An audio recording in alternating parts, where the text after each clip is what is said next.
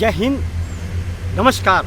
मैं हूँ फिर एक बार आपके सामने देश और जनता की हित में बेदाग बिनबाग बोलने वाला मैं हूँ रविंद्र जैन, मुंबई से। सत्ता पर जो भी व्यक्ति हों उनके अंदर नैतिकता और देशभक्ति का जज्बा होना जरूरी है। ऐसा सिस्टम भारत में 1947 के बाद से दिखाई नहीं दिया, लेकिन 1947 के पहले जो भी लोग थे जिन्होंने हमारे देश को आज़ाद कराने में अपना बलिदान दिया, उनके अंदर देशभक्ति का जज्बा था, तभी देश आज़ाद हुआ। लेकिन आज़ादी के बाद से कुछ नेताओं ने सत्ता को अपने बाप की जागीर समझ ली, सत्ता के सौदागर बन गए। उन्होंने बेचने का काम किया, अय्याशी का काम किया और आज तक अभी तक ऐसा चलता आ रहा है।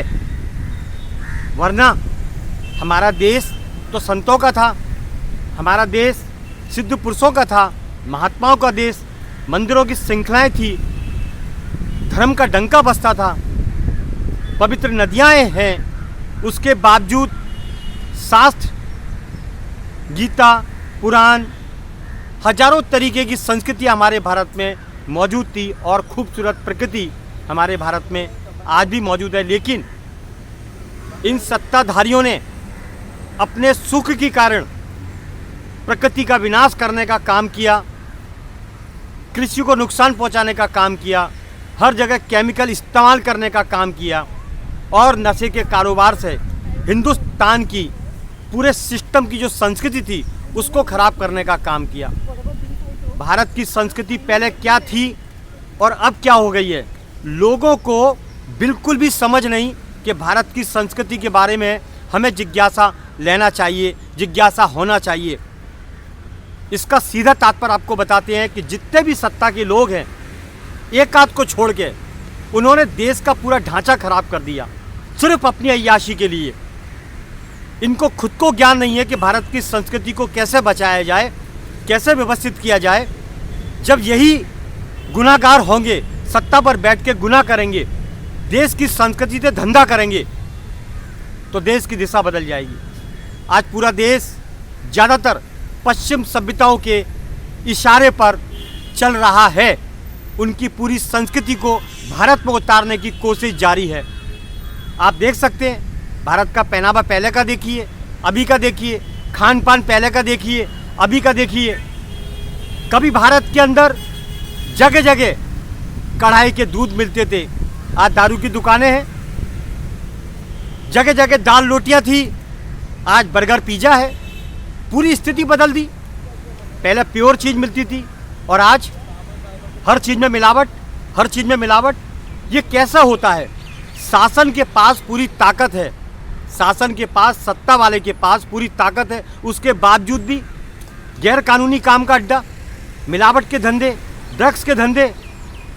किस कदर मिलावट होती है, लोगों को बीमार किया जाता है। ये सत्ता पर बैठे लोग, ये दलाल, ज़्यादातर इसके अंदर दलाल मौजूद है। पूरी कड़ी है दलालों की कि तू भी खा और मैं भी खाता हूँ। ये इतने अय्यास हो चुके हैं कि इन्हें गुनाहगारों का गुनाह दिखाई नहीं देता है।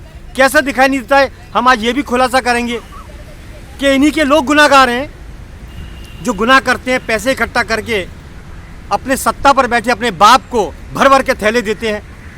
तो नेताओं की अय्याशी के कारण हमारा भारत पूरी तरह से बदल गया है, बर्बाद हो गया है। उनको कोई परवाह नहीं, कोई परवाह नहीं। बस उनको गाड़ी में बैठना है, 10-10 गाड़ियाँ आगे पीछे चलना है और ऐश करना है। सबसे मज़े की बात, उनको बड़े बड़े होटलों में मीटिंग करना है। आम आदमी पसीना बहाता है, उस पसीने की बूंद को न देखते हुए ये अपनी अय्याशी में लिप्त और तृप्त रहते हैं। अभी भारत को बदलने के लिए अभी एक शुरुआत हुई है उत्तर प्रदेश से। भारत की दिशा को बदलने के लिए अभी एक अच्छी शुरुआत हुई है योगी आदित्यनाथ के द्वारा।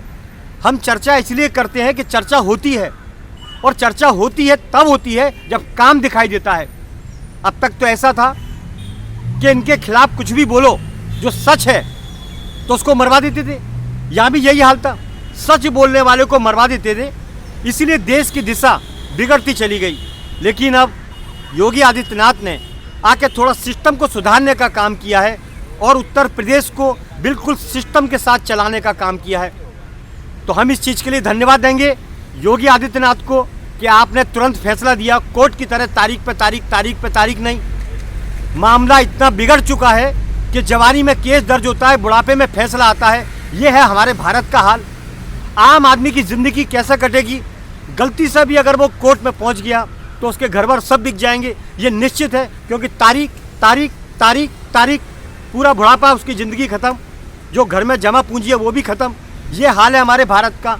आम आदमी को न्याय मिल ही नहीं सकता, किसी भी कीमत पर नहीं मिल सकता। न्याय तो उसे मिलता है जिसके पास भर भर के थैले नोटों के हैं, हराम का पैसा है, या पहुँच है, या पावर है। ये दशा है हमारे भारत की। फिर भारत के विकास की बात क्यों करी जाती है? समझ में नहीं आता है हमारे भारत के नेताओं को क्या हो गया है। ये गड्ढे भर के किधर लेके जाएंगे, ये अभी तक हमें समझ में नहीं आया। सिकंदर छोड़ के चला गया, बाबर छोड़ के चला गया, बड़े बड़े डकैतों ने भारत को लूटा, वो छोड़ के चले गए। आप किधर लेके जाओगे? हमारी विनती है भारतवासियों से, अगर आप चुप रहे तो आपको बर्बाद कर देंगे, भूखा नंगा बना देंगे। बिल्कुल आप आवाज़ उठाइए कि देश की सत्ता की कमान योगी आदित्यनाथ जैसे व्यक्ति के, इंसान के नेतृत्व में ही देश संभाला जाए। बाकी किसी भी नेता को ऐसी कमान न दी जाए जो देश को बर्बाद करने का काम करता है। इसके पीछे पूरी जांच हो, तब देश की सत्ता दी जाए। मैं हूं मुंबई से रविंद्र जैन। देश और जनता के हित में जय हिंद।